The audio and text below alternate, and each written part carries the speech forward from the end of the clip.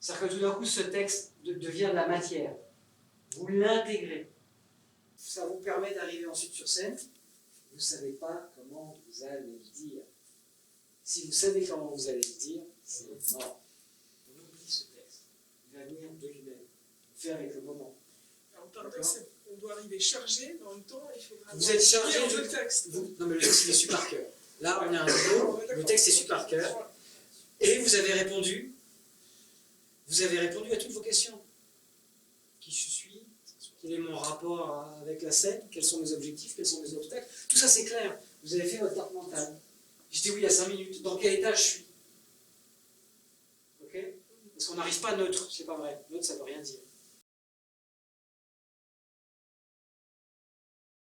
Alors, l'objectif premier, je pense que c'est, enfin, pour moi, c'est déjà de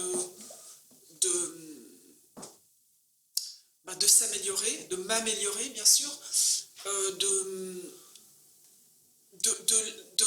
se mettre en danger aussi, de lâcher le contrôle, de se perdre, de se découvrir, et puis d'acquérir en technique, en assurance. Voilà, c'est déjà pas mal. Je regarde jamais les cartes postales, ça m'énerve. Le fait de se lâcher, de prendre plus de plaisir, et puis d'être plus à l'écoute, j'allais dire en empathie, de pas attacher d'importance à l'image, qu'on soit ridicule. J'ai l'impression d'être de plus en plus détendu. Ça, c'est sûr que je le ressens. Et puis d'avoir beaucoup de plaisir, quoi, aussi.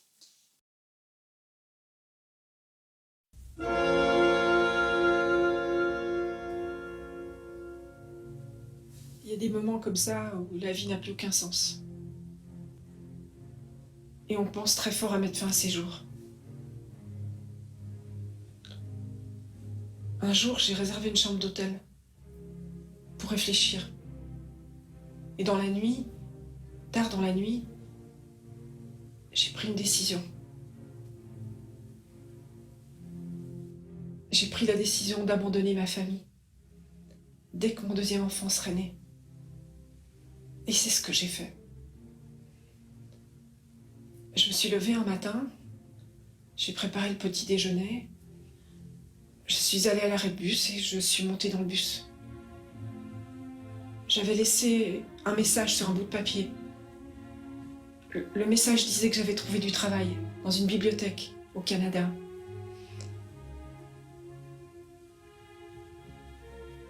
J'adorerais pouvoir dire que je regrette ce que j'ai fait. Mais qu'est-ce que ça voudrait dire?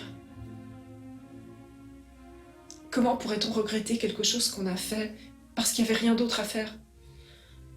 Il faut vivre avec. C'est tout. Personne ne me le pardonnera jamais. Mais si je restais, c'était la mort. Et j'ai choisi la vie.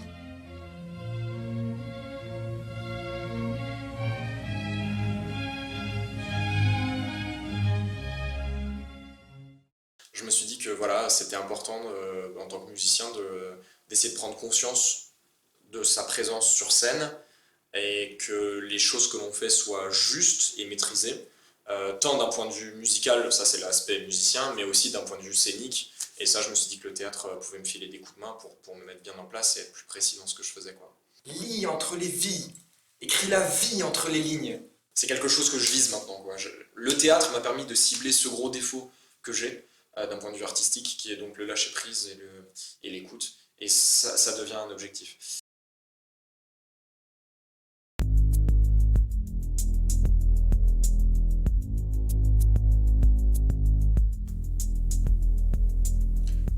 Je vois ici les hommes les plus forts et les plus intelligents que j'ai jamais vus.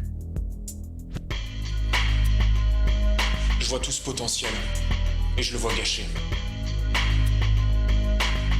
Je vois une génération qui travaille dans les pompes à essence, qui fait le service dans les restos, qui est esclave d'un petit patron dans un bureau.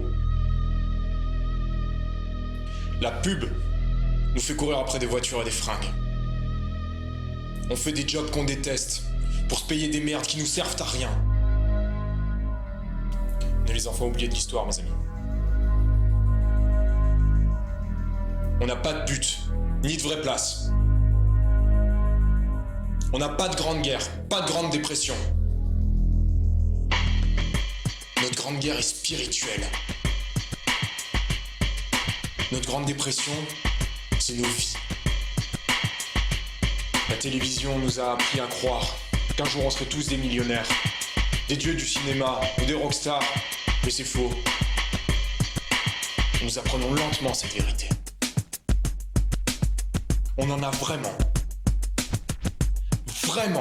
plein le cul.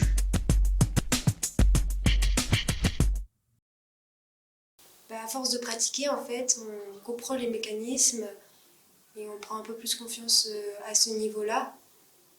Et surtout que voilà, on le fait une fois par semaine, donc à force, on est obligé en fait de se forcer un peu à faire les choses, parce que sinon, David vient vers nous, et voilà, on est obligé de le faire devant tout le monde. Dans les premiers moments, j'ai cru qu'il fallait seulement se défendre, mais cette place est sans issue. Oui, c'est à force d'entraînement, je pense que je me suis améliorée sur la détente, et parce que c'est vraiment quelque chose que je veux, être détendue.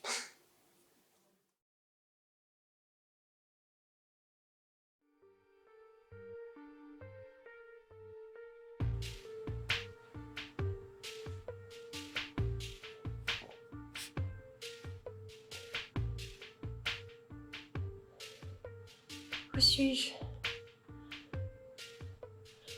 Qu'ai-je fait? Que dois-je faire encore? Quel transport me saisit? Quel chagrin me dévore? Errante et sans dessein, je cours dans ce palais. Puis-je savoir si j'aime ou si je hais?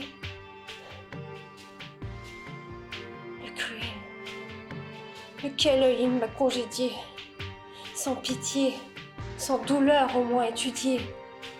L'ai-je vu se troubler et me plaindre un moment? En ai-je pu tirer un seul gémissement? Muets à mes soupirs, tranquilles à mes alarmes, semblait-il seulement qu'il eût part à mes larmes? Et je le plains encore. Et pour comble d'ennui, mon cœur, mon lâche cœur s'intéresse pour lui. Je tremble aux seules pensées du coup qu'il me menace. Il prête à me venger. Je lui fais déjà grâce. Non. Ne révoquons point l'arrêt de mon cours. Qu'il périsse. Aussi bien il ne vit plus pour nous.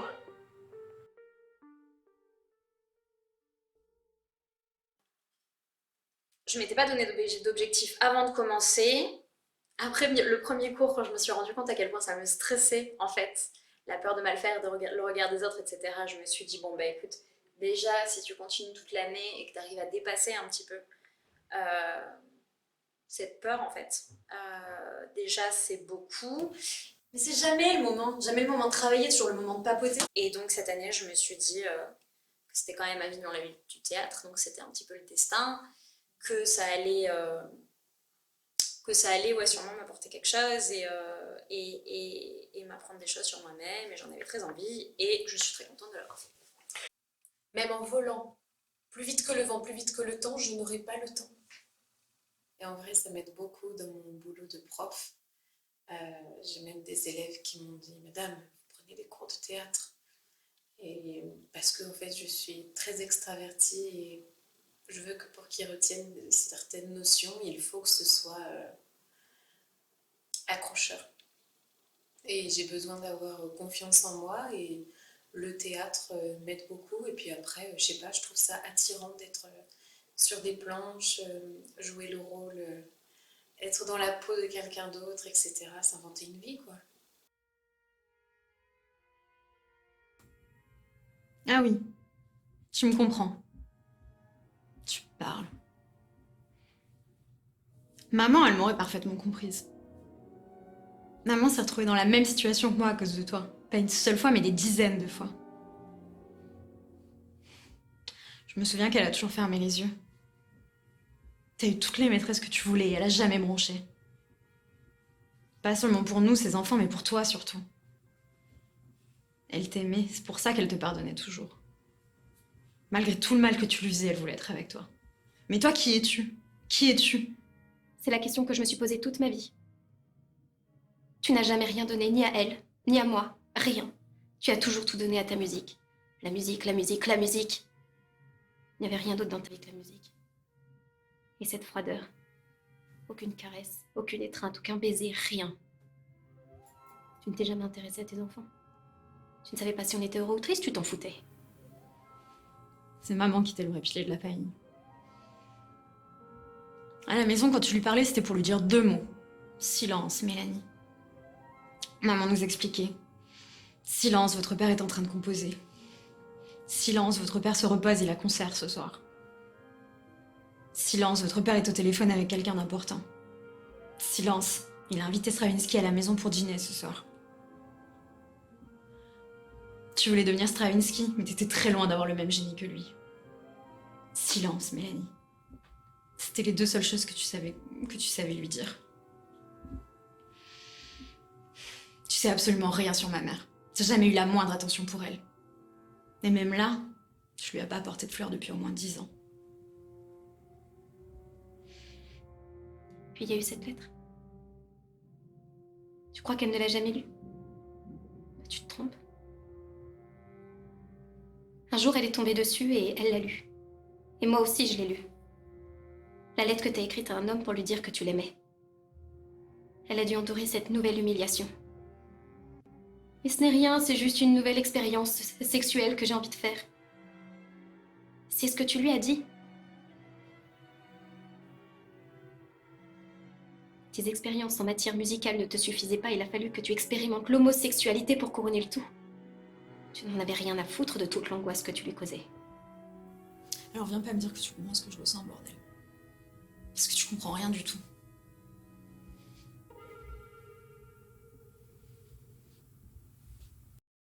Réussir à monter sur scène et à parler.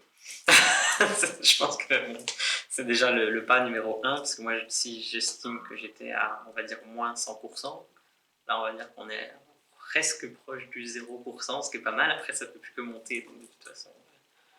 Ouais, déjà réussir à parler devant des gens. Même là, devant une caméra, avant, ça marchait pas du tout. Ça passait pas du tout. Donc, clairement, ouais, il y a un sacré pas en avant. Ça pose toujours un problème de soulever un corps en un seul morceau. Apparemment, la meilleure façon de procéder est de découper le corps en 6 morceaux et de les mettre en tas. Une fois que vous avez vos 6 morceaux, il faut vous en défaire rapidement, parce que votre maman ne serait peut-être pas contente de les trouver dans le congélateur. Il semble que la meilleure façon soit de nourrir les porcs avec. Vous devrez les mettre à la diète quelques jours. Pour un porc affamé, un morceau de cadavre, c'est du coq au vin pour un poivreau. Il faut raser la tête de vos victimes et leur arracher les dents. Ce sont les seules choses que les porcs ne digèrent pas. Vous pourriez les récupérer après, bien sûr, mais vous n'avez pas envie de mettre les mains dans la merde de cochon, je suppose. Ils dévorent les os comme du beurre. Il vous faut environ 16 porcs pour terminer le travail en une seule fois. Aussi, je vous conseille de vous méfier des types qui élèvent les porcs, parce que ces bestiaux peuvent venir à bout d'un cadavre de 100 kilos en moins de 8 minutes, ce qui signifie qu'un porc peut engloutir en moyenne 1 kilo de viande toutes les minutes. D'où l'expression « se goinfrer comme un porc ». De bien s'exprimer, je pense que c'est important.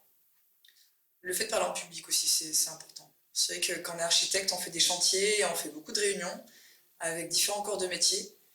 Et du coup, surtout quand on est une fille, on est un peu moins écouté, surtout quand on fait un chantier. Et du coup, si on parle pas très fort et qu'on n'est pas sûr de soi, en fait, personne nous écoute. Ouais. Et je me dis souvent, si tu n'es pas en état de désir pour attaquer un rôle comme celui-ci, autant rester en vacances. Le degré 0 de la vie, quoi. Si je suis amenée à faire des réunions ou parler en public et que ça fonctionne et que les gens m'écoutent, ben là, je me dis, je pense que le théâtre, il sera pour quelque chose quand même. Et l'objectif sera atteint.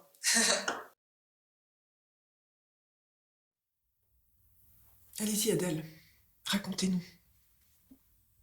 Je suis... Vous avez 22 ans. Non, je vais les avoir, c'est dans 2 mois. Et vous avez arrêté vos études très tôt pour entrer dans la vie active. C'est bien ça, Adèle? Oui, c'était pas tellement pour entrer dans la vie active, c'est parce qu'à l'époque j'avais rencontré quelqu'un. C'est pour être avec lui que j'ai arrêté, mais... Puis je suis partie de chez moi. Je préférais vivre avec un garçon qu'avec mes parents. Alors, dès que ça s'est présenté, j'ai sauté dessus. Enfin, sur l'occasion. C'était un besoin de liberté? De liberté, je sais pas. C'était pour coucher avec lui, vous voyez? Parce que quand j'étais plus jeune, je me disais que la vie, ça commençait le jour où on fait l'amour. Et qu'avant ça, on n'est rien. Alors dès qu'il y en a eu un qui a envie de le faire, je suis partie avec lui pour qu'on soit que tous les deux et que ma vie commence. Sauf que ça n'a pas très bien commencé.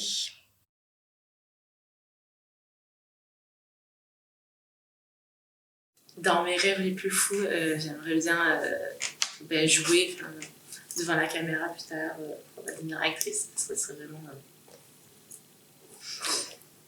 Voilà. Et aussi surtout pour réussir à prendre confiance en moi au niveau... déjà au niveau des autres, du regard des autres. J'ai appelé ma mère. Je lui ai dit, maman, devine quoi? J'ai gagné 1 million. Dis-moi où tu vas aller, je t'emmène en voyage. Prends le premier avion. Et ensuite aussi pour m'aider au niveau de la parole, de l'articulation, parce que je parle beaucoup trop vite des fois. Et j'articule pas assez.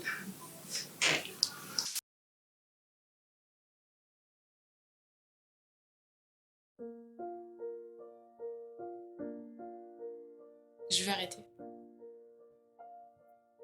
Je veux vraiment arrêter. Je vous jure, j'essaye. Mais je ne crois pas que vous compreniez. Un feu. Il n'y a pas de plus belle création qui soit. Je vous mets au défi de trouver une seule œuvre d'art qui rivalise avec un incendie de première classe. C'est impossible. Ça n'existe pas. Et pourtant, j'aime l'art. Comme tout le monde. Mais quand je suis devant un Van Gogh ou un Rembrandt, je m'imagine, et vous aussi sans doute, le plaisir qu'offrirait sa combustion. Juste avant que le tableau ne s'effondre sur lui-même, vous voyez, ce serait incomparable.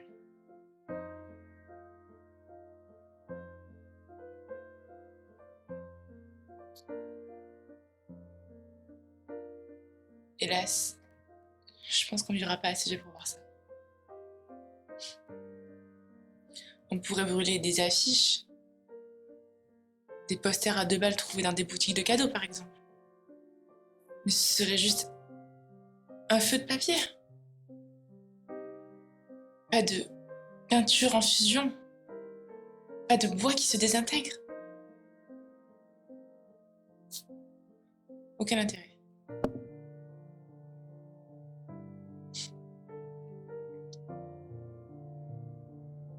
Rien au monde ne vaut un incendie.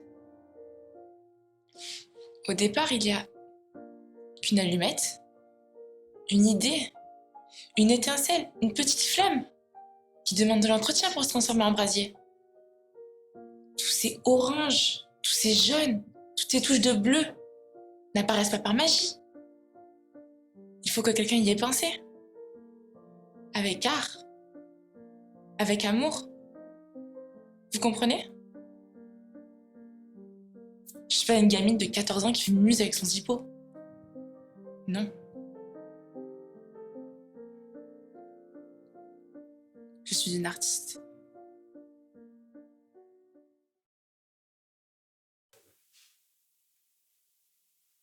le ping-pong où on a une phrase et il faut renvoyer toujours la même phrase.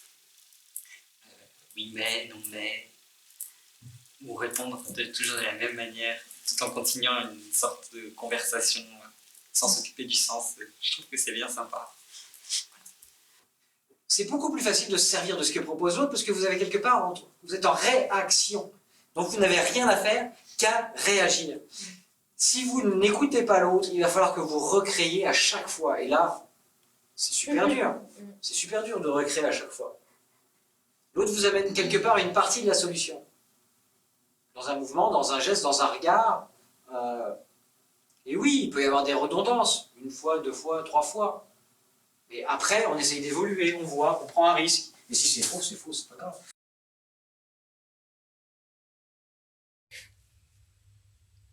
Vous me dites, monsieur, que j'ai mauvaise mine, qu'avec cette vie que je mène, je me ruine, que l'on ne gagne rien à trop se prodiguer. Vous me dites enfin que je suis fatigué. Oui, je suis fatigué, monsieur, et je m'en flatte. J'ai tout de fatigué. La voix, le cœur, la rate. Je m'endors épuisé, je me réveille là. Mais grâce à Dieu, monsieur, je ne m'en soucie pas. Et quand je m'en soucie, je me ridiculise. La fatigue, souvent, n'est qu'une vantardise. On n'est jamais aussi fatigué qu'on le croit. Et quand cela serait, n'en a-t-on pas le droit?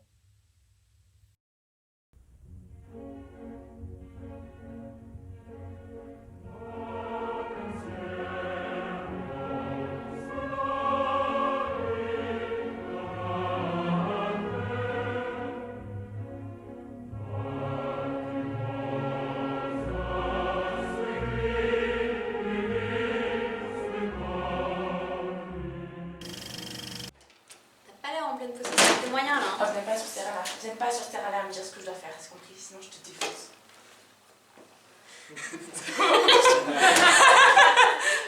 Bah alors pourquoi tu n'as pas défoncé? C'est quelqu'un qui pense? Qui dit je vais le défoncer. Je vais le défoncer. Non, non. Moi, juste pense je vais le défoncer. Pardon.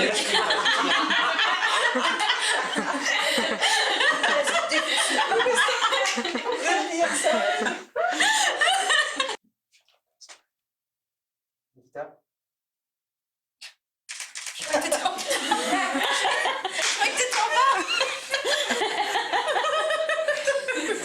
Fais chier, il vient pas.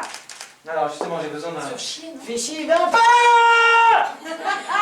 Tu m'entends bien là? Maman! Bordel de merde. Bordel de cul! Fais 3 quarts d'heure, je suis là! Tu la flotte! Vas-y, pète ta race de vent de merde. Exactement, et tu tiens un pas. Oh, elle est mignon là. J'aimerais bien y aller là. T'as envie de le faire, hein? Ah oui.